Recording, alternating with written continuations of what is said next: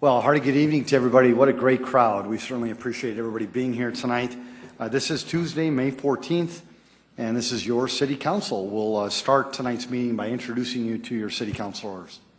Council members Aguilar. Here. Anderson. Here. Entenmann. Here. Erpenbach. Here. Jameson. Here. Karski. Here. Rolfing. Here. Staggers. Present.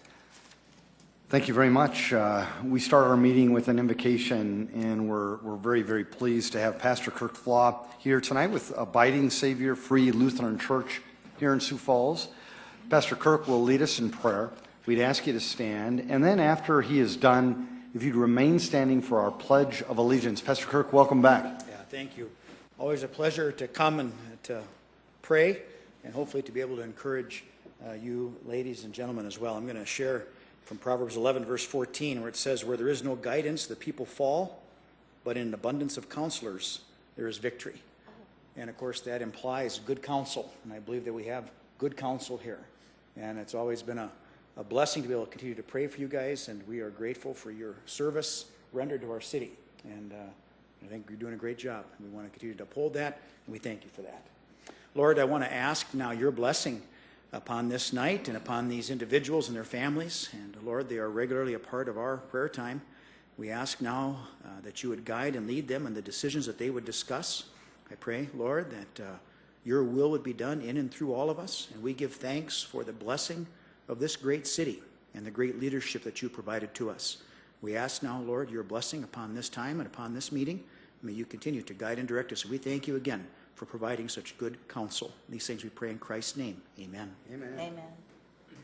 I pledge allegiance to the flag of the United States of America and to the republic for which it stands, one nation, under God, indivisible, with liberty and justice for all. Amen. Thank you so much again. Thank you. Thank you.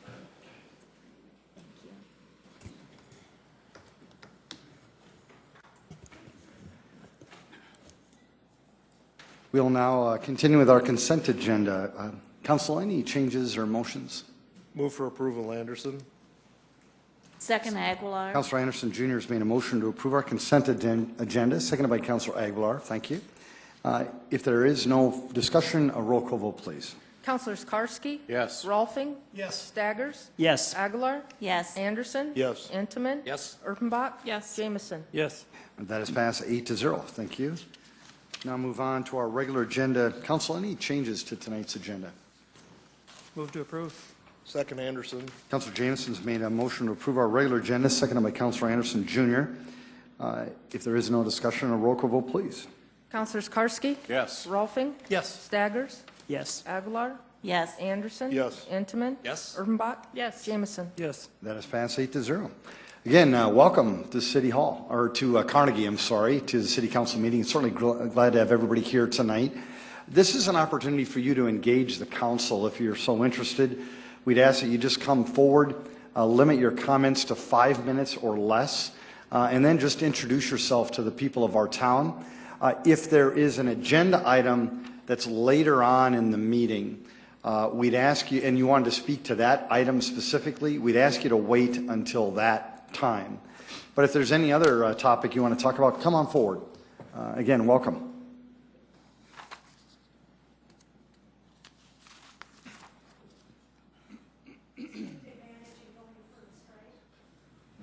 Thank you. I get two? Oh, wow.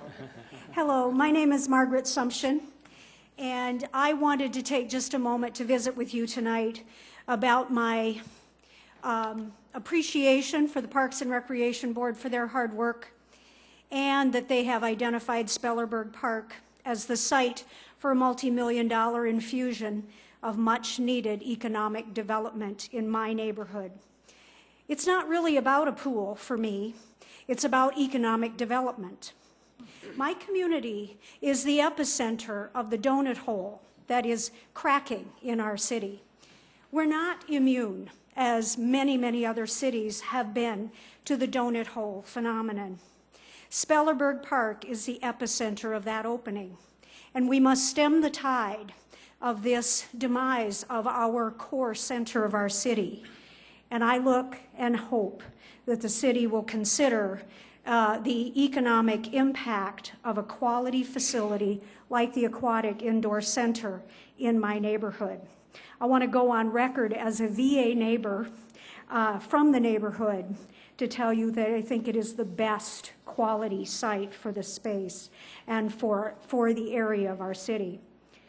I moved into my house almost 27 years ago, and when I came there were children everywhere. I married, raised a child there, and he's now gone off to somewhere. And now I'm an empty nester. And one of the things that I find is that many of the members of my neighborhood want our community to remain the way it is. And I think what they want is for it to remain with the memory of the way it was. Because right now, it's a silent neighborhood. The children are gone. And in fact, this came along to us yet again when our City of Sioux Falls School District is closing school district building sites in our neighborhood because there just aren't enough children there. And they're building massive numbers of them on the ring of our city that is the donut. Our mainline churches are closing programs and are seeing diminished numbers of parishioners in their pews. Realty signs are going up. They're staying a little longer.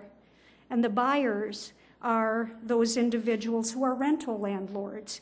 And we're seeing now not for sale signs in my neighborhood, but for rent signs and transient residents more and more. And now the most profound at all, there are no children making noise in my neighborhood. And so as I look at what could happen to my neighborhood, I want to encourage you to be a strong proponent of the Spellerberg site for an indoor aquatics pool. The infusion of economic development is what I am excited about. And frankly, I want positive, friendly, warm, and inviting, vibrant children bustling in my neighborhood. I want it to be a safe place. I'm worried about the donut hole effect. I'm worried that if we do not have effective economic development in the core of Sioux Falls, much like our investment in downtown Sioux Falls, that we will not have that important economic sustainability in this neighborhood. I too want the memory of my neighborhood, bustling children. And I don't care if there are a few minivans with lots of people bringing children to a pool. I want there to be the positive things in my neighborhood. And I believe that the economic development infrastructure of the aquatics facility would be one way to stop the donut hole from happening. Thank you for your time. Margaret, thank you.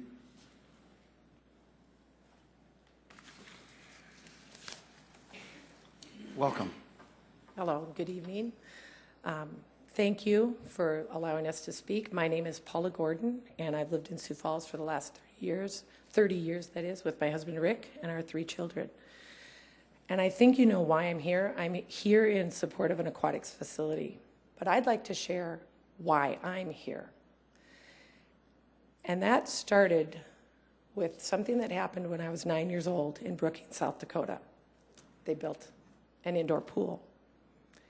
And that indoor pool spawned a recreational intramural swim team in the high school, which my brother and sister were on. And my brother came away with a big trophy that said most improved.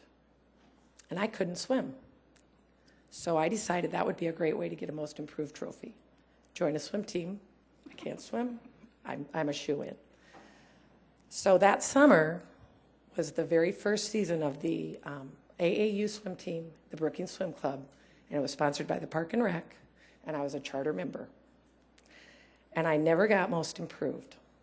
I swam 8 years for the Brookings Swim Club. I had a lot of fun. I learned a great deal of things. I went on to swim for South Dakota State University. I did a lot of things. I never got most improved. But what I got was the most out of swimming. And I learned time management, and I learned dedication, I learned perseverance, I learned how to handle victory, I learned how to handle defeat. I basically took that on as my role in life. That's my career job, teaching physical education and coaching young people to take care of themselves. Well, then, when my 3 kids were learning to swim, my 9-year-old son was the one who never passed a swimming lesson. He would cry, he would be upset, he'd never pass. So I decided, let's just try swim team, because eventually, maybe it'll sink in. And so he did join. And little did we know where it would take us. And all 3 of my kids became very successful. We've crisscrossed this country. We've even gone to Melbourne, Australia for a meet. My kid who couldn't pass a swimming lesson had the honor of being a 2-time 5-swim Olympic trial qualifier, 2008, 2012. He's an NCAA All-American. My other 2 followed in his footsteps, college athletes, swimming. And that's all great. But what they really got is what I got. They got the most out of swimming. And they are ready to enter the job world, and they have confidence, and they are equipped with those things that they learned.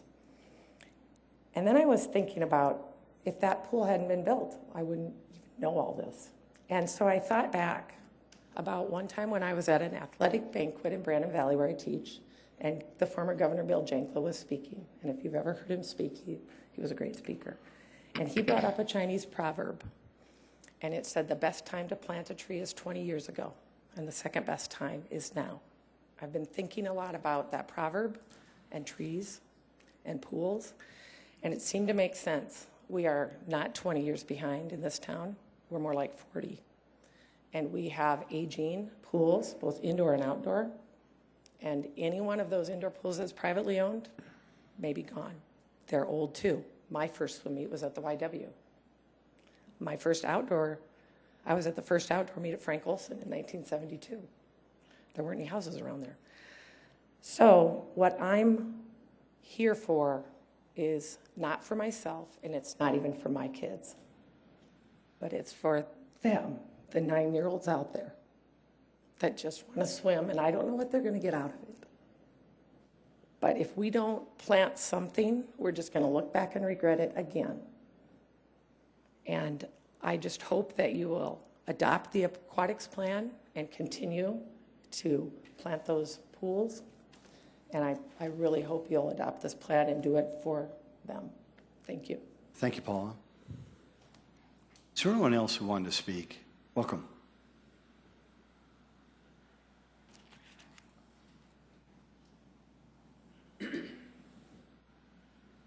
Good evening. My name is John Summervold. I was not at Frank Olson in 1972. I was clutching desperately to my swimming instructor's neck in a pool that I could stand up in otherwise because it was McKinnon Park. I wanted to compliment the council on the process. Anytime someone talks about improving our aquatic facilities here in town, I get all aflutter. I have 3 children who swim competitively, and we go everywhere else to swim because we don't have adequate facilities. And in the pursuit of that, we have seen some spectacular facilities. So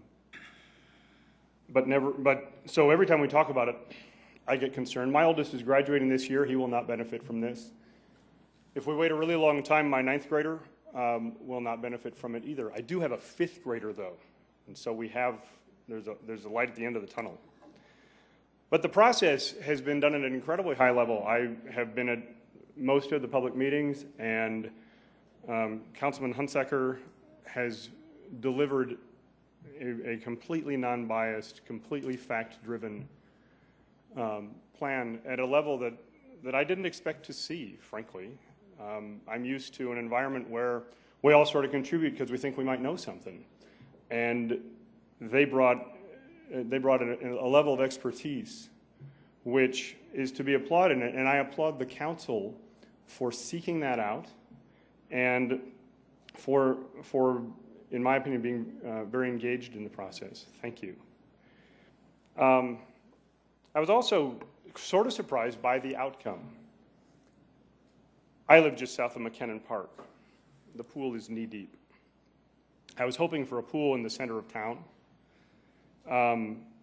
I was surprised when they went through the traffic numbers, and they talked about the fact that traffic exploded from 22,000 visitors to 87,000 visitors when they put in the new pool at Drake Springs. Well, and they jammed that into 70 days. How will that work at Spellerberg? And I was astonished and delighted, I will tell you, delighted, to discover that the indoor facility is the answer to that, because it spreads those visits out over 360 days, because it doesn't have the whopping crush of people who show up on the beautiful days in the summer, because, smartly, they'd rather be outside. And that an indoor facility, which we so desperately need 8 months out of the year, became a solution to some of the problems for the local, or the most local, aspect of the plan. I thought was spectacular. I also happen to be the general chair of South Dakota Swimming. And so when people talk about, well, what about a swim meet? That will be a catastrophe.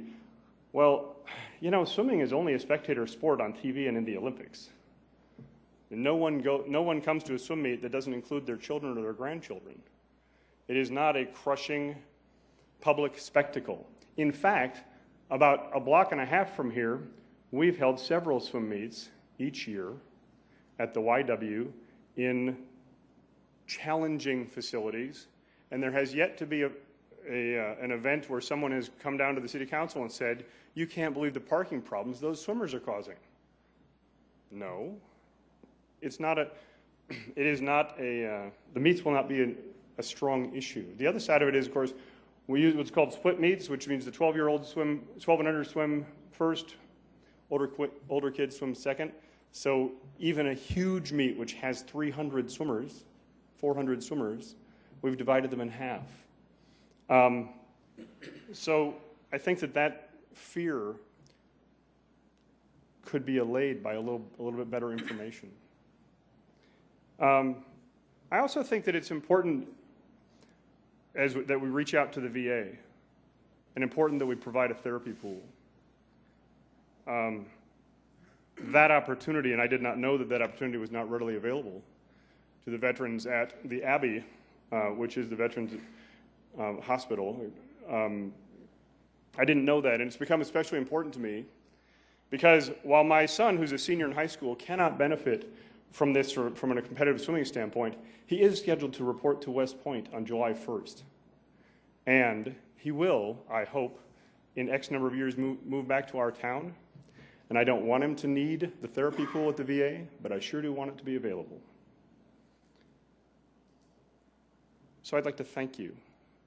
I think this has been an important process. I think that the way in which the Parks Board and Councilman Hunsaker listened gently and graciously to all sides was important. And I do believe that this will be a spectacular opportunity for Sioux Falls.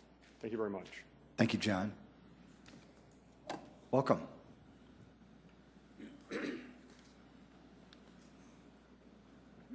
Hi, my name is Christina Hine, and I just wanted to share how excited and impressed that we have been with the master plan that the Park and Rec and the Councilman Hansaker put together. We have very soon to be 4 children. And we're one of the families that abuse our pool passes during the summer, and Spellerberg is one of the pools that we go to. And we would love to see a pool at that site. And we know that there are a lot of traffic concerns, like Mr. Sommerwald was referring to. And we were just really impressed with the master plan to how, instead of how an outdoor pool is not really an option for the area because of the peak flows, an indoor pool would spread that traffic out more over the year and just make a lot more sense in the traffic area. But also, for us, an indoor public pool is something. We moved back into town in 2005, and that was just as the big rec center did not go through. And we have been hoping for an indoor public pool since. There are places to swim, but you have to have a membership. to different places in order to do so. And we've used the swim lessons in the summers and a lot of the things that the pool and the park and rec have offered. And it would be great to be able to see some of those things continuing year-round and just giving kids an opportunity to practice that throughout the year, and not just for 2 weeks, 2 times in a summer, or then going to the pool for 3 months in the summer. In addition, with the parking concern, the master plan also, I thought, did a very nice job with covering extra parking that would more than be adequate for the daily usage, and still keeping the facilities at a small footprint in the park. They're not very much bigger than what's currently there, which is really nice too, because Spellerberg is a beautiful park. With having it a 50-meter pool, it would be possible to host competitions, but the fact that it would also have things for kids to do and a therapy, there have been some concerns, I know, from VA that it was just not a good neighbor, but we can't see anything but positives with the possibility of therapy, as well as for families that are visiting VA patients to have something that they can actually walk to for young children, and maybe the ones that are not so young that wants to get exercise or swimming in. And we all know what Sioux Falls weather is like, and the 8 months, or it seems like it's been a very long winter, so having an indoor place to exercise would be very nice. So we're just really excited about the master plan, and we're hoping that that's something that will go forward. So thank you. Thank you, Christina. Is there anyone else who wanted to speak to the council? Welcome.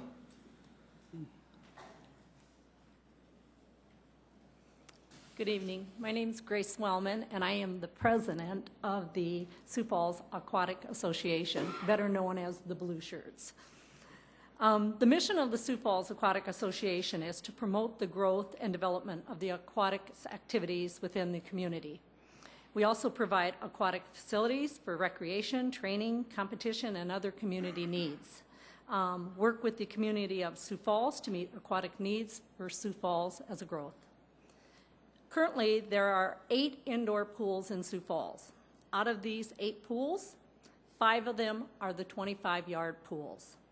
All of these indoor pools are privately owned and can only be used on a fee basis. The Aquatic Association is thankful for these pools, but this restricts who can afford and who can use these pools and when you can use these pools. There are approximately 15 aquatic user groups in Sioux Falls. There are swim teams, there's rescue training teams, there's scuba classes, there's daily swimmers, and more trying to squeeze time into these 8 pools. In 2012, the YMCA alone had over 20,000 children from the ages of 6 to 14 using their pools with a membership requirement. Swimming is an excellent form of exercise that can be enjoyed year-round without special equipment. According to the South Dakota Department of Health, approximately 1 out of 3 students in southeast South Dakota are overweight or obese. The South Dakota Department of Health also reports that approximately 2 out of 3 adults in South Dakota are overweight or obese. 1 out of 4 adults in South Dakota self-report that they have not participated in leisure time, physical activity, or exercise the past 30 days other than be at their job. Clearly, there is a need for an indoor pool, and I'm asking on behalf of the Aqua Association, our user groups, the health of the children of South Dakota, Sioux Falls, and the adults to please consider putting in the indoor pool. Thank you. Thank you, Grace. Is there anybody else who wanted to speak tonight? Welcome.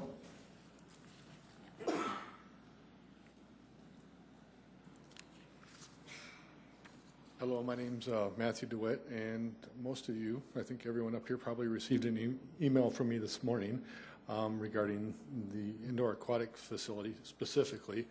I'm also a former lifeguard at Spellerberg and a former resident of the area of Spellerberg. One thing I'd like to touch on is the opportunity that the City Council and the City of Sioux Falls has to promote safety for our children. That's something that seems to be forgotten. We always, I know the City of Sioux Falls is going through a lot of renovations of schools recently for that very same reason, the safety of our children. But this could give the City of Sioux Falls an opportunity to allow every single child enrolled in school in the City of Sioux Falls to take what lifeguards like to call and instructors like to call a drown-proofing class. You know, once or twice in their school career, we have the opportunity to have a facility owned by the City of Sioux Falls where we can take the children and give them just the basics on how to survive in the water. A lot of kids in the City of Sioux Falls and across the nation have no idea.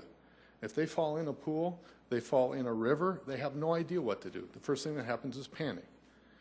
And unless we get them familiar with this situation, we're not doing our jobs as citizens to help our children. Another thing I like to bring up is the economic benefit that this type of facility would have. We're not just talking about locally, we're talking about being able to bring in people from out of town who want to come to a nice facility for competitions of various sorts and recreation.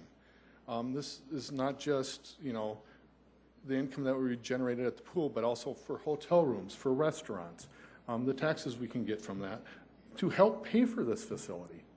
You know, the City of Sioux Falls, as citizens, sometimes we seem to forget that people outside of the City of Sioux Falls help pay our way through sales tax. And it also will help, I believe, the economic benefit of the area around Spellerberg. It will help people with small children want to come to those areas. As we've seen with our education, we seem to be losing population of children from those areas by the need, as seen by the need to consolidate our schools in the area. You know, we're taking 3 schools and making them one because we don't have enough children for those schools. I think a facility like this would be a great opportunity to invite families with young children back into those areas and rejuvenate those areas. This is something that the City of Sioux Falls doesn't do a great job of right now. So I'd just like to say thank the council for considering this facility, and not just this facility, the whole aquatics plan. There's more to it than just a big indoor facility. There's all the smaller things that go with it to help maintain an aquatic presence in the City of Sioux Falls for the children of Sioux Falls. That's really what this is about. It's not about the adults. We all can go wherever we want to do things. But the children, that's what we're here to support. Thank you. Thank you, Matthew. Anybody else want to speak tonight? Welcome.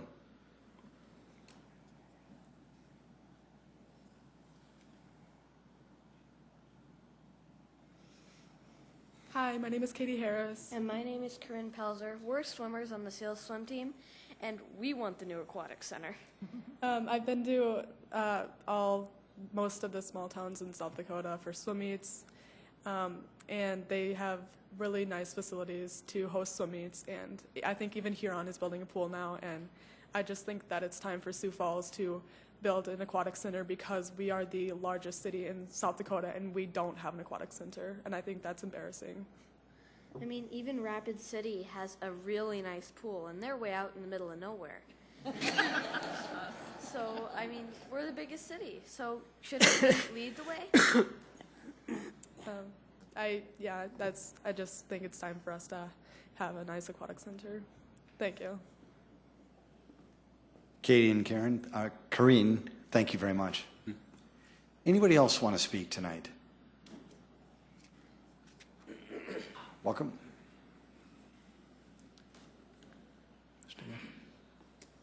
How are we doing tonight? Tim Stanga. Hi, Tim.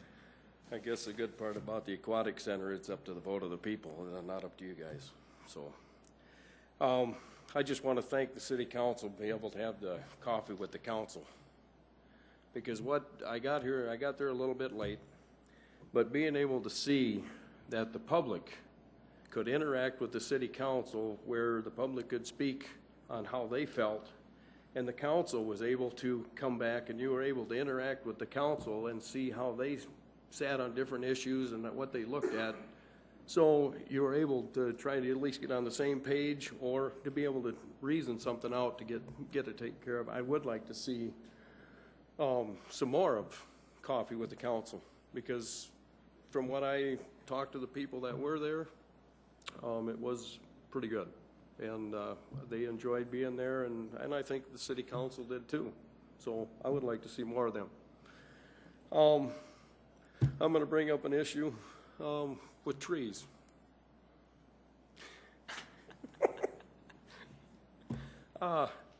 First, you know, I came in stating that the city should take care of trees in the parking. And now the city's going to take care of the trees in the parking. They're going to trim them for the branches that are hanging in the tree. They're going to take care of them. First, the city says that's not our responsibility. Now it is a responsibility.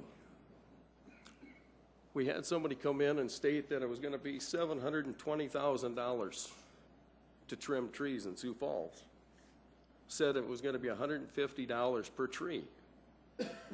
But then you watch TV and they come out and they state, well, it's anywhere from $30 to $90 per tree to trim. So we're a little bit far off on our numbers. It sort of reminds me of snowgates.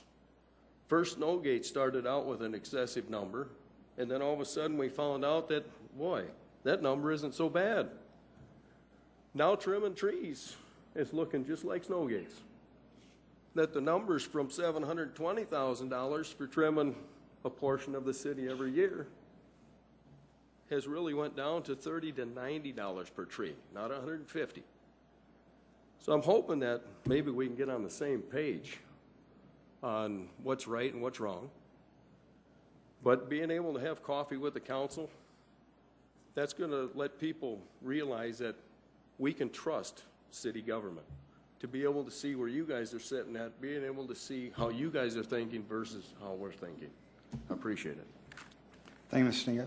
Mr. Stinga, too, if you're interested, you can speak with any of the folks like Don Kearney or Mark Cotter, and they can let you know what we paid for in terms of the tree service. We're not trimming trees. Anybody else want to speak to the council? Very good. I know that we've got some folks here in the audience tonight. It looks like we have some students. I think we have students from the University of Sioux Falls. If you wouldn't mind standing up so we can get the camera on you and give you a round of applause, please. Welcome.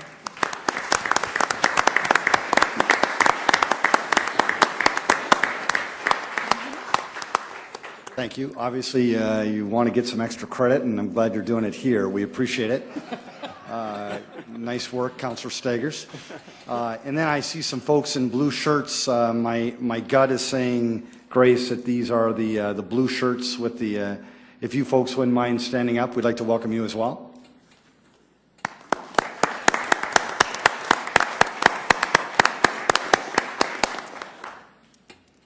And I see a bunch of other concerned citizens, but I don't know if you're organized or not. Is anybody organized? Oh yeah, okay. Very good. Well, again, welcome to tonight's City Council meeting. We're certainly pleased to have you here. We're now going to continue on with item number 28. Second reading, an ordinance of the City of Sioux Falls, South Dakota, approving the release of a portion of a permanent utility easement located in Lot 6, Block 2, Sioux Empire Development Park, 3 East addition to the City of Sioux Falls, Minnehaha County, South Dakota, and vacated public right-of-way in Section 4, Township 101 North, Range 49 West of the 5th Principal Meridian, Minnehaha County, South Dakota. Good evening, Chad Heavey with the Engineering Division of Public Works. This permanent utility easement is in the southwest corner of the intersection of Amadon Street and Cliff Avenue. or just south of the St. Michael's Cemetery. This easement was retained when the right-of-way was vacated in 2008. This easement does not contain any public or private utilities and is no longer needed. Engineering recommends approval. Chad, thank you. Folks, this is a second reading. Did anybody want to speak on this item? Council? Move to approve Erpenbach. Second, Entenmann. Councilor Erpenbach's made a motion to approve item number 28, seconded by Councilor Entenmann. Is there any discussion? A roll call vote, please. Oh, wait, Councilor Rolfing? Chad, I just had one question. We have, and I don't know whether I asked this before, but we don't have any plans of putting a road back to that monument there? No. From there? It's always going to come in from the west? Correct. Okay, thank you. A roll call vote, please. Councilors Karski? Yes. Rolfing? Yes. Staggers? Yes. Aguilar? Yes. Anderson? Yes. Entenmann? Yes. Erpenbach? Yes. Jameson? Yes. That is passed 8-0. Item 29. Second reading, an ordinance of the City of Sioux Falls, South Dakota, providing supplemental appropriations of $1,834,000 to the Departments of Fire Rescue, Health, City Council, Transit, Engineering, and Street. Dave Bixler, Council Staff. This ordinance is from the 2012 capital surplus, and through 2 working sessions, it was determined what projects would be funded through that process. Would you like me to read the list? Thank you. Fire, $335,000. Health, $15,000. Engineering, $825,000. Street, $550,000. Transit, $46,000. City Council, $63,000. David, thank you. Folks, this is a second reading. You do have an opportunity to engage the council. Would anybody want to speak in regards to this item? Welcome.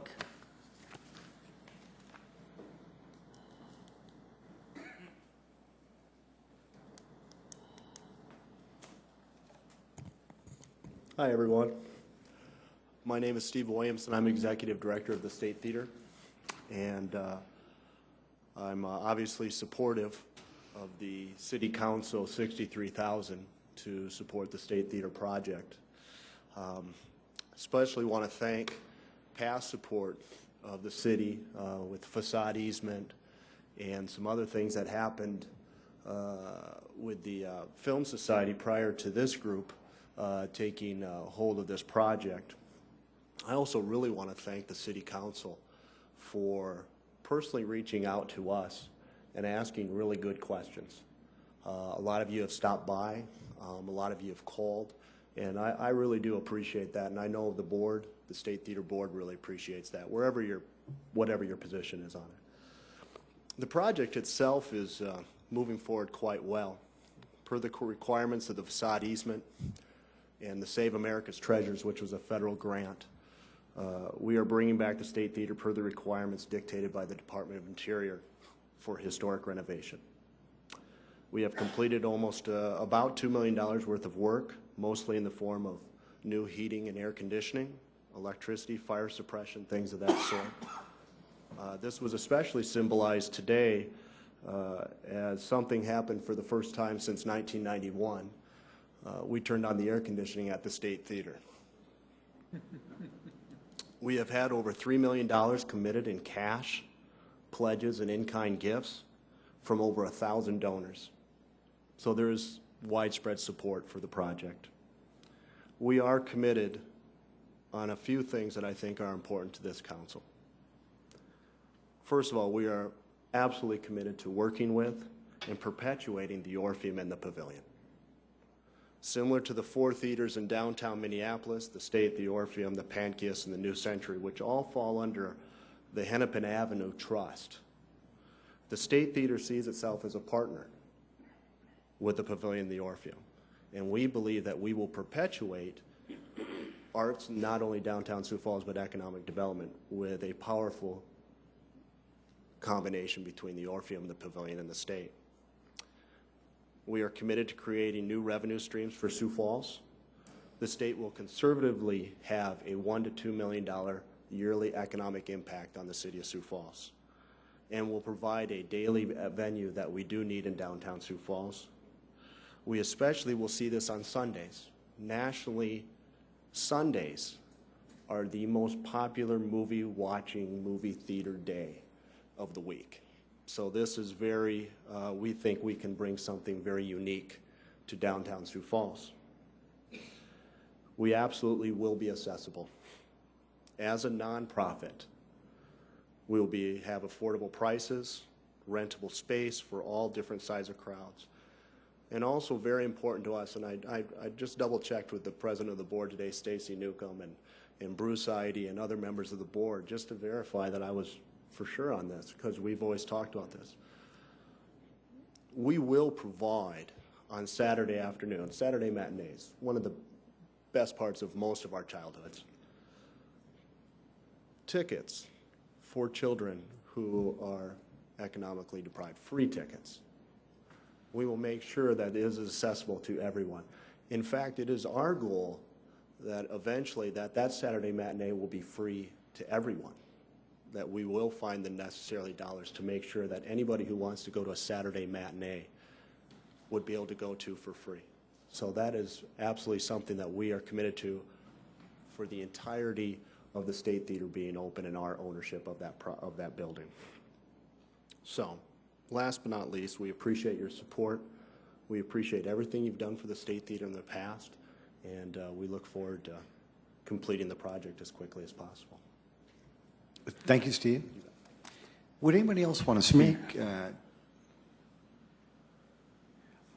Councilor, before I go to you, can I just, did anybody else want to speak on behalf of this? Very good, very good. I'll now open up for questions. Councilor Staggers. Yes, Steve, this $63,000 is for a projector. Right. Okay, let's suppose this passes tonight, you get $63,000 for the projector. Mm-hmm. What if it breaks down? Is the city going to be obligated to pay for it? Thank you for that question.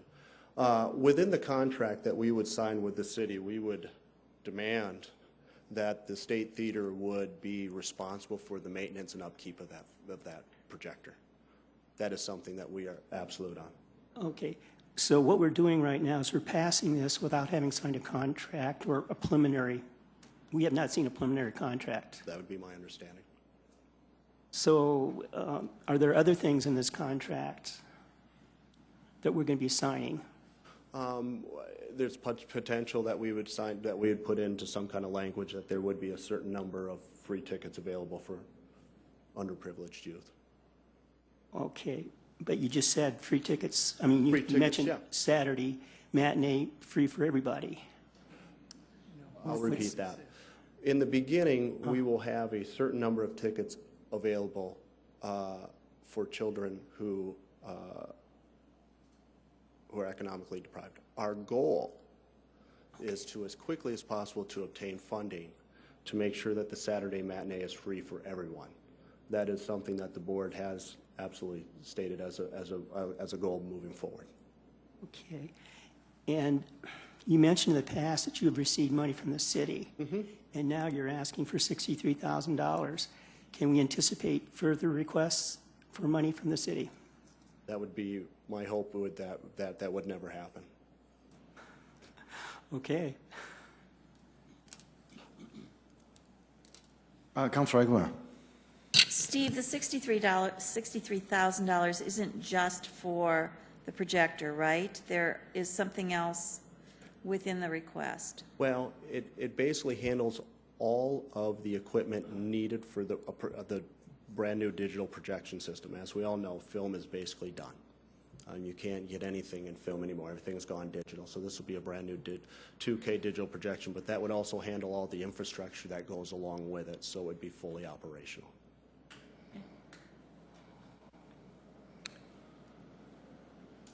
Very good. Steve, thank you. Council, yes, Councilor Jameson. I have a question for the city attorney. Dave, how would we include provisions that were outlined this evening about providing those tickets into our agreement? Is that something that needs to be handled tonight, or will that be done later? We could do that, Mayor. We could do that later, Councilor Jameson, and certainly that contract would go up to the council for approval. And in terms of past donations to groups where a public interest was involved for the attachment of the money, public money to a private group, we could certainly put in provisions regarding provision for them to have free tickets for a Saturday matinee and so forth. And certainly that contract would come up before you. I would guess, we could probably have it that first meeting of June, probably, by then. After we'd need a couple weeks to just negotiate the final terms with the other group, and we'd keep you folks apprised the whole way. Thank you, Dave. You're welcome. Councilor Karski. And again, for the city attorney, if I may, we talked about a contract. That contract would come to the full council for approval, whether it be equipment, that type of thing. Is that Yes. correct assumption? Okay. Yes. Okay. Thank you. Right. Councilor Jameson. In light of that, I would make a motion to approve. Second, Erpenbach. Councilor Jameson has made a motion to approve item number 29, and it has been seconded by Councilor Erpenbach. Councilor Anderson Jr. Mayor, motion to amend by removing the city council item for $63,000. Councilor, just 1 second. Okay. Is there a second? Second. Councilor Anderson Jr. has made a motion to amend the main motion by removing the city council item for $63,000, and it has been seconded by Councilor Staggers. Councilor Anderson Jr. During our work session that we did deciding on the appropriations, I don't feel that we did have a consensus of 5 councilmen, so I just wanted to pull this out to revote this to make sure that we're all on the same page. Any other dialogue on the amendment? Very good. A roll call vote, please. Council members Karski? No. Rolfing? Yes. Oh, wait a minute, we're voting. On the You're amendment. voting. The amendment. No. Okay. Staggers? Yes.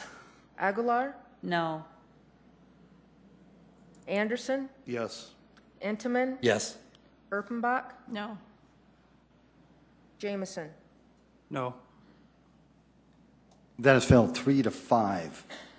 We now have yes, Councilor Staggers? I have an amendment too. From what we were talking about earlier here about having a contract, I think it's always unwise to just pass something without a contract. So I guess I would move that we add that the $63,000 will be paid upon contingent of having a signed contract with the State Theater. I would second that. Councilor Staggers has made a motion that the approval of the $63,000 item must be approved by the council before The contract, yeah, we must approve the contract. Okay, and it has been signed by seconded by Councilor Karski. Before I proceed, Mr. Fifley, thoughts on Mayor, it would be a contract for over $25,000. It would come before you folks anyway.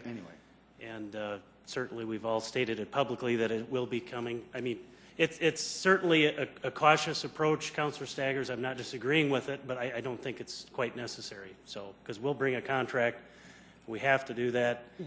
And if they do not have a projector bid out yet, and if they're earmarking the funds only for a projector, we're going to have to go through a competitive bid process since they're public dollars being done, and that will require quite a bit of agreement between us to get it accomplished.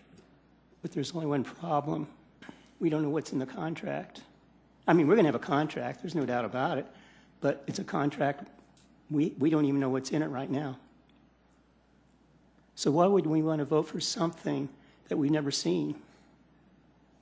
Mayor. Yes, Councilor Rolfing.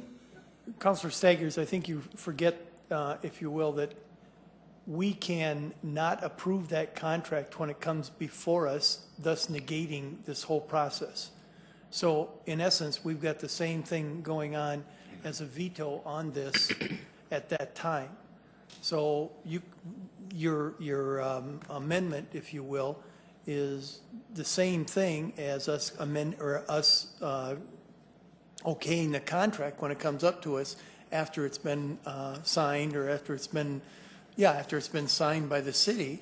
And so at that time, we've got another shot at this whole thing, saying we don't approve the contract unless it says exactly what we want it to say. Am I making myself clear? Oh, yes, and there's nothing wrong with doing this either. Okay. Very good.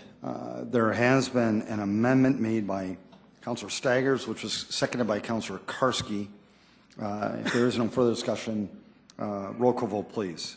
Councilors Karski? Yes. Rolfing? Now, this is on the amendment, right? Yes. No. Staggers? Yes. Aguilar? No. Anderson? Yes. Entenmann? Yes. Erpenbach? No. Jameson? Yes. That has passed 5-3. We now have an amended main motion. Is there any further discussion? A roll call vote, please. Councilmembers Karski? Yes. Rolfing? Yes. Staggers? Yes. Aguilar? Yes. Anderson? Yes. Entenmann? Yes. Erpenbach? Yes. Jameson? Yes. That has passed 8-0. Item 30. Second reading, an ordinance of the City of Sioux Falls, South Dakota, amending the Code of Ordinances of the city regarding alcoholic beverages at Falls Park Overlook Cafe. Good evening, Mayor and City Council. Dave Fisher, Assistant Director, Parks and Recreation. We're requesting this amendment tonight as a result of a thorough process we've implemented to secure a vendor to operate the Overlook Cafe. Having had 3 vendors in the last 8 years, we assembled a vendor selection team that included representation from the Park Board, the Convention and Visitors Bureau, the City Council, and also a restaurant consultant. The selection team identified the inability of past vendors to be able to serve beer and wine as a limiting factor in maintaining a viable operation at the cafe. The recently approved management agreement with Micromanagement for operation of the Overlook Cafe allows them to serve beer and wine provided they can obtain the proper licenses. The proposed amendment is necessary to allow the vendor to apply for a beer and wine license at the cafe and to serve within the cafe and on the patio. The existing language in the proposed amendment refers to the legal description of the cafe as the area where the beer and wine sales are allowed, which includes the property outside of the building. The intent, however, is to restrict the sale and consumption to only the building and the patio, and we would recommend that the existing language be amended tonight to clarify that restriction. In the course of preparing this amendment, we've asked the Sioux Falls Police Department to check their records back to the beginning of 2011 to see how many alcohol-related calls there have been at Falls Park. While there have been several one-day licenses approved for special events, there have been no alcohol-related calls. Additionally, while the management agreement for the cafe is for a term of 5 years, a beer and wine license must be renewed annually, giving the council greater control and oversight going forward. The Park and Recreation Board is in full support of the amendment, and staff recommends approval as well. I would also point out that Rhonda Milstead, representing Micromanagement, is also in the audience to answer any questions. Thank you, Dave. Folks, this is a second reading. If anybody would like to speak on this item, please just come forward. Welcome.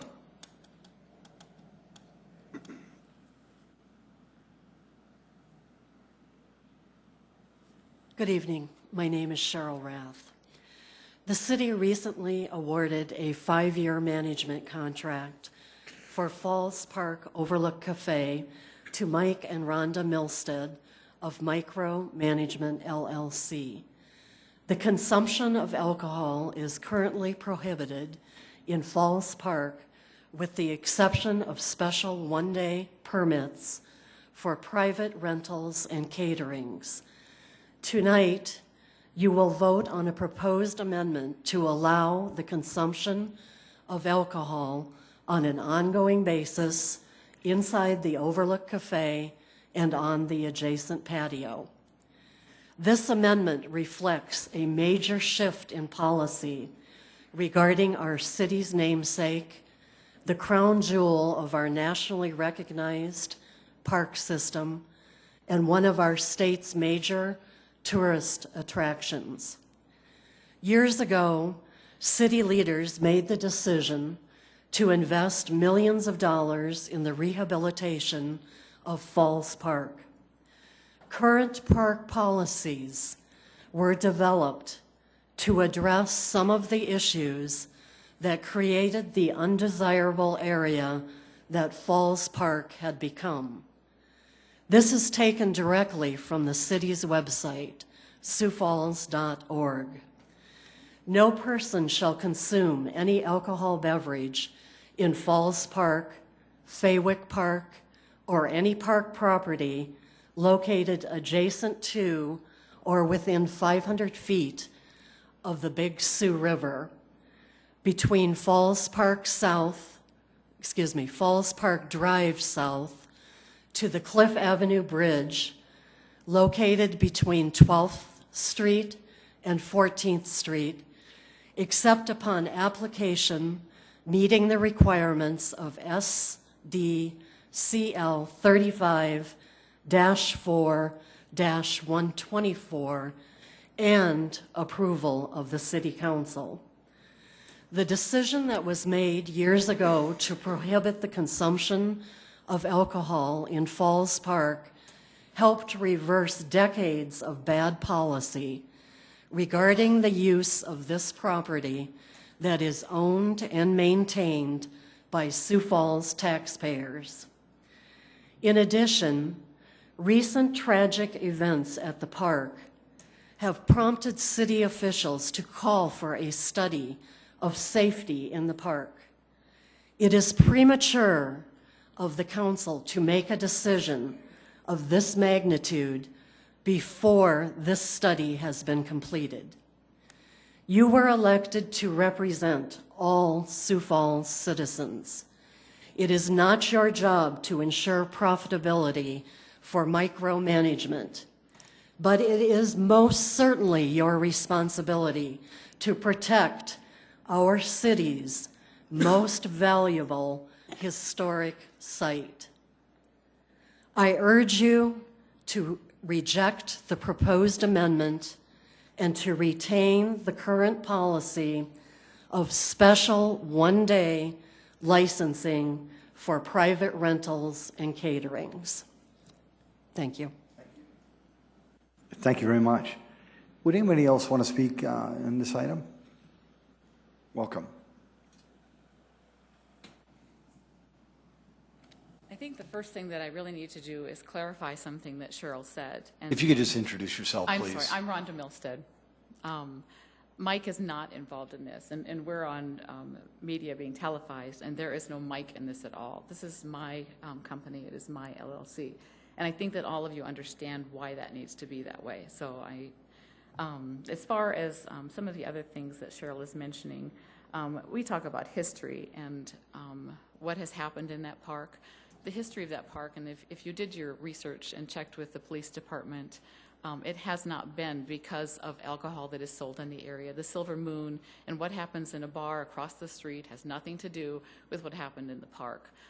It was a result of other things, people bringing their own in. And the park department, the City of Sioux Falls, has seen to clean up that park. It is a fabulous park. And what we're doing is just adding something else to it. You have a beautiful building there to be able to use it in a lot of ways. There are national parks, state parks all across this country, from Mount Rushmore to Niagara Falls to Yellowstone to Yosemite, that offer restaurants that have everything from beer and wine license to full-service bars. And not saying, and I'd be the last one to say that just because everybody else has to do it, we have to do it. But we offer beer and wine. In fact, we offer a full bar at Great Bear. And alcohol isn't a factor in the safety at Falls Park. I mean, that keeps getting brought up again. But it isn't why that accident happened, and it isn't why other accidents happen. What you're doing by offering beer and wine to guests that come down to the park. It's just giving more people an opportunity to enjoy the park. They can go and walk the boardwalk along there and stop in a lot of places and have beer and wine. But you have the crown jewel of the city sitting there, and why not offer a way to meet the needs of more people? A lot of you, some of you know me better than others, but my vision is that it will be a community involving people, that it will be families. That park is buzzing right now, and I'm excited. We have 4 days and we're going to be open. But it's buzzing. It's buzzing with families, people that want to stop in, people that want to stop in the evening, and we're going to offer them so much for their enjoyment. And it's just one other thing. And as far as one-day licenses, I think that all of you would agree that it's not something that you want to keep coming back to you. You've offered me a contract to manage that, and I intend to manage it very well and very safely. And I guess, you don't want to keep looking and scrutinizing every single thing. You will have the opportunity, as Cheryl says, to renew that contract every year. And so you're going to be able, and I know you're going to be looking over my shoulder, and that's why I'm going to be very careful, because I do want to do a good job. So, thank you. Thank you, Rhonda. Appreciate it. But yes, please come forward. Welcome. Hi, I'm Jan Wood. Most of you know me as a previous vendor for Falls Park, and you're under the misconception that there hasn't been a beer and wine license in Falls Park, and there has been for the last several years. The only difference was the park department had the contract that said it could only be used for special events or catering, but we maintained a beer and wine license year-round, paid for that, went through the same process as everybody else. There has been, ever since I was a vendor there, a beer and wine license in Falls Park, and we used it for special events. We never had any issues with beer or wine at those events. I don't foresee any problem. I don't think that anybody here would say you would not take your family into Minerva's or the diner because they serve beer or wine. You're there for the food and the ambiance, and we have beautiful ambiance in Falls Park. And I recognize Cheryl's point of view in that she doesn't want to see it what it used to be as people hanging out getting snockered in Falls Park. It's too beautiful for that. I don't think Rhonda has that vision, and I know I don't want to see it that as a member of the Sioux Falls community. But we've never had any issues with it before this either. Thank you. Thank you, Jan. Yes, welcome.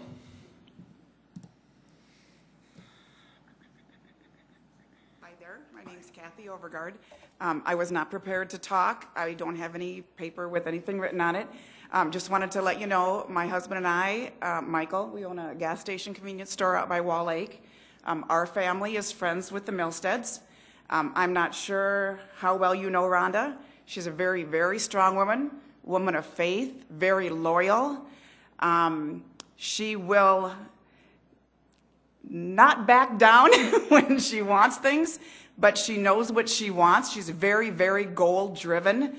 Her goal is to open this restaurant and make a success of it. We've owned a business for 25 years. I think the two things that I would like to point out is, after 25 years in business, we know a few things about keeping the doors open. I don't think having an on-sale liquor license is going to make or break the Overlook Cafe. I think it will help her stay competitive, and it will help her keep her doors open. And secondly, I just wanted to let you know what a great person she is and what she promises she will deliver. Thank you. Thank you, Kathy. Well, folks, thank you. City Council, I'll leave this in your hands. Move approval, Rolfing. Second, Karski. Councilor Rolfing has made a motion to approve item 30, seconded by Councilor Karski. Any discussion? Councilor Urbanbach. Mr. Mayor, I'd like to make an amendment to the amendment. My motion is to amend subsection B by replacing, I quote, of alcoholic beverages, unquote, with, quote, of wine and malt beverages, unquote, and replacing, quote, within its official real property legal description, unquote, with, quote, within the cafe's building and patio area, unquote. So then the amended sentence would read, the restriction contained within this subsection shall not apply to the licensed serving of wine and malt beverages by the Falls Park Overlook Cafe within the cafe's building and patio area. Then if I have a second, I would speak to that. Second, Entenmann. There's been a motion by Councilor Urbanbach, and it has been seconded by Councilor Entenmann. Councilor Urbanbach? I just think that it's really important for the public to understand that this is also their business, that yes, we have a vendor to run it for us, but that we are going to, as a city, profit from this business, and we need this business to be profitable, or we might as well just close the doors.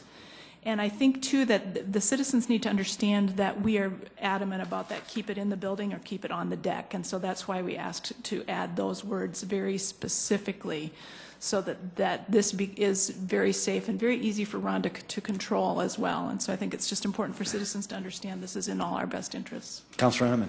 Yes. I was involved in the RFP process and involved with that committee in representing the city as we were looking at the Falls Overlook Cafe. It is a facility that we have made a significant investment in, as we have the whole park area downtown. I grew up in the north end of Sioux Falls, and I can attest to what it was like 30 and 40 and, yes, 50 years ago. And it was not a very pleasant place. But we have made a commitment as a community to clean up this facility, and it is a beautiful facility. And I can assure you that the Park Board, the Parks Department, the Sioux Falls City Police, the Fire Department, and all of us that serve this city, and all of the citizens of Sioux Falls, want to make sure that the Falls continues to be a viable area for us to attend, and we are definitely going to protect it. I am in favor of this, and I would hope that the rest of the council votes in favor of this too. Councilor Jameson. I have a question for the applicant, if I could. Sure. Rhonda, would you mind coming forward? Thank you. Councilor Jameson. Rhonda, with the inclusion of this amendment, you're pretty well restricted to keep the beer and wine within the building and the cafe or in the deck. How do you plan to do that? Two ways. One, we'll do it with signage at the edges of the deck and at the doors of the building, but we're also going to do it by serving it in glasses. You know, if you hand somebody a bottle of beer, well, maybe there's a chance, I doubt it, but if you pour that beer in a glass, why would they walk out of that restaurant any more than they would Applebee's or Fuddruckers? They're going to stay there and enjoy it. And if I could further the staffing level, the number of people you'll have in the facility, what, you know, a sign and the glasses, I get that, I get the approach, but I think at a lot of other places that are serving beer, they've got people at the door. There's just a little more to it than a sign and glasses. I guess maybe I'm thinking of a bar. Mm-hmm. This is more of a restaurant. Strike that. Okay. But tell me your staffing level, because if it's just you there, you know, that's tough, and people can see a gap and walk away. Tell me your staffing levels. Well, staffing level is going to be determined by the crowd that comes through. I mean, right now, off the cuff, I'm thinking of staffing it with 4 people on the weekday and 6 people on the weekend. Oh. But I know that it's going to change, you know, with the crowds that come through, and that's going to be a week-by-week decision.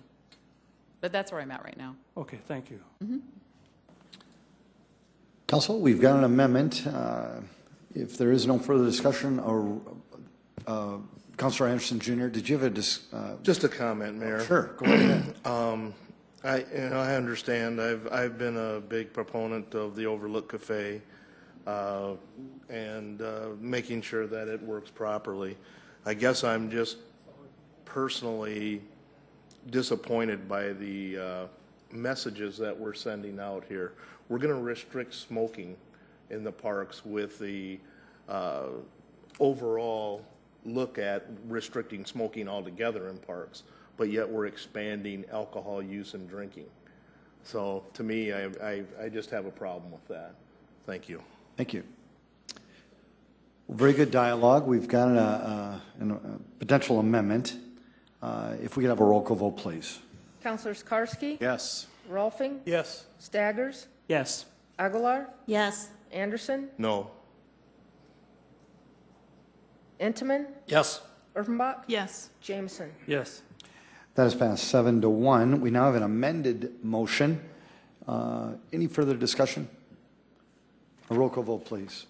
Councilors Karski? Yes. Rolfing? Yes. Staggers? Yes. Aguilar? Yes. Anderson? No. Intiman, Yes. Urbanbach, Yes. Jameson. Yes. That is passed 7-1. Thank you. Item 31. First reading an ordinance of the City of Sioux Falls, South Dakota, approving the release of a portion of a permanent utility easement located in Lot 2A of Judy Estates Edition, Lincoln County, South Dakota, to the City of Sioux Falls, Lincoln County, South Dakota.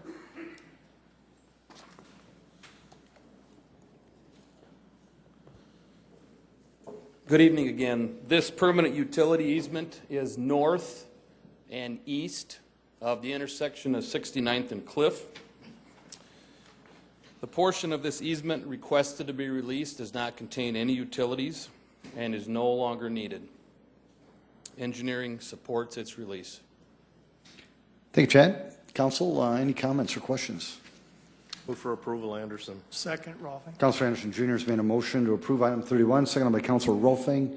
Any discussion? Roll call vote, please. Council members Karski, Yes. Rolfing, Yes. Staggers,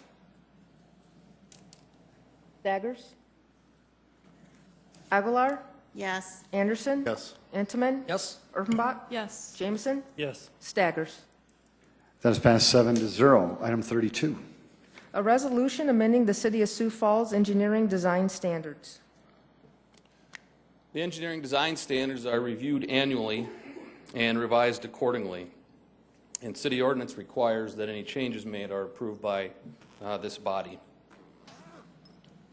This resolution pertains to Chapter 14, which is the acceptance procedures and requirements for private construction of public improvements. And so what I'm talking about here is, let's say, underground utilities and the street surfacing, kind of what you see in front of you up on the screen here. These are improvements that are completed by developers and then dedicated to the city. So this is what we're talking about, private or public improvements completed privately. Previously, this chapter pertained to all private construction of public improvements. Now, with the new subdivision construction agreement that is in place, everything in the subdivisions or everything that's included on a construction permit is covered by the new subdivision construction agreement. The changes to Chapter 14 will apply to things that are a requirement of a building permit, such as sidewalk, or as you see here, a deceleration lane for a new convenience store. These provisions have been approved by the Infrastructure Review and Advisory Board, and they have been presented and approved by the Land Use Committee. And I just wanted to state that all the requirements in Chapter 14 none of them have changed. The requirements have not changed, and the warranty periods have not changed. So thank you. Thank you, Chad. Would anybody want to speak to this item? Council? Move for approval, Anderson. Second, Intiman. Councilor Anderson Jr. has made a motion to approve item 32, seconded by Councilor Intiman. If there is no discussion, a roll call vote, please. Council members Karski, Yes. Rolfing, Yes. Staggers, Yes. Aguilar, Yes. Anderson, Intiman, Yes. Urbanbach, Yes. Jameson. Yes. That is passed 8-0. Item 33. A resolution vacating the public right-of-way on North Markey Avenue from north right-of-way line of West Tickman Street to south right-of-way line of West Cayman Street. Markey Avenue is south of Benson Road and west of Interstate 29. The north 500 feet of the right-of-way does contain utilities, but the street has not been constructed. The petition is in compliance with state law. If vacated, a utility easement will be maintained for those utilities in place. The petitioner plans to use the vacated right-of-way for development. A neighborhood meeting was held on April 3rd and was attended by representatives of the local businesses, and there was no opposition to the vacation. The petitioner is here tonight to answer any of your questions, and engineering recommends approval. Thank you, Chad. Folks, would anybody want to speak to this item? Welcome.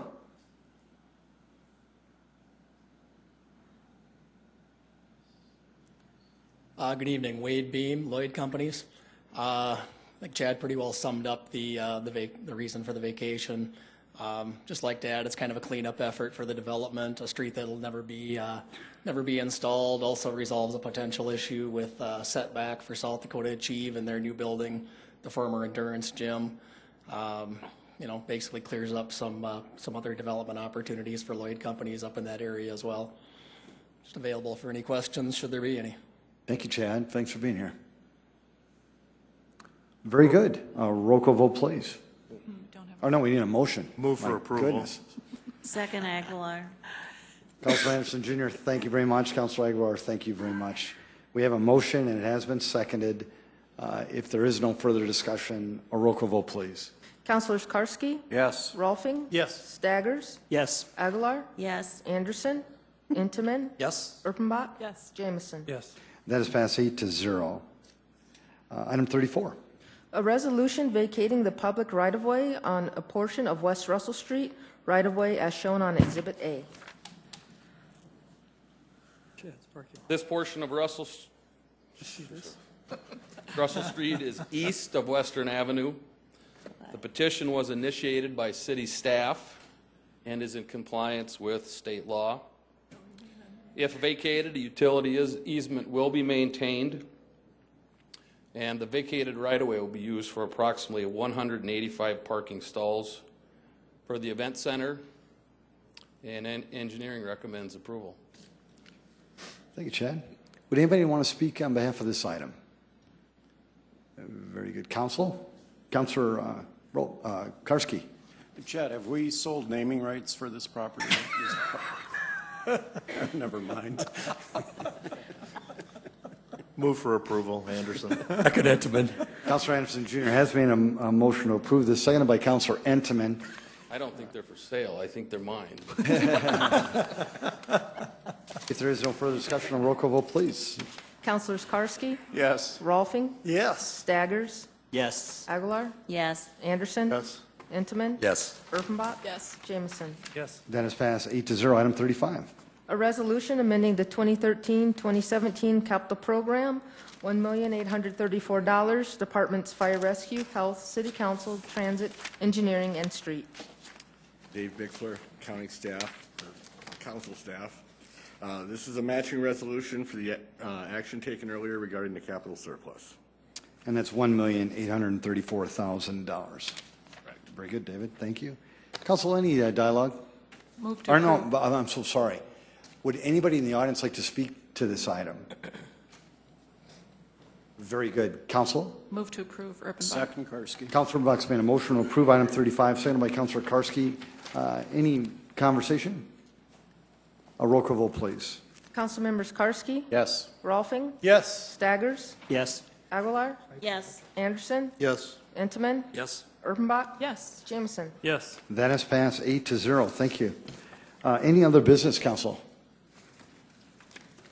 A motion to adjourn. So moved. Second, Aguilar. Anderson. Councilor Aguilar has made a motion to adjourn tonight's meeting, seconded by Councilor Anderson Jr. If there's no further, all those in favor say aye. Aye. Opposed? That has passed. Sioux Falls, make it a great, great night. Audience, what a great crowd. Thanks for being here tonight, and make it a great evening.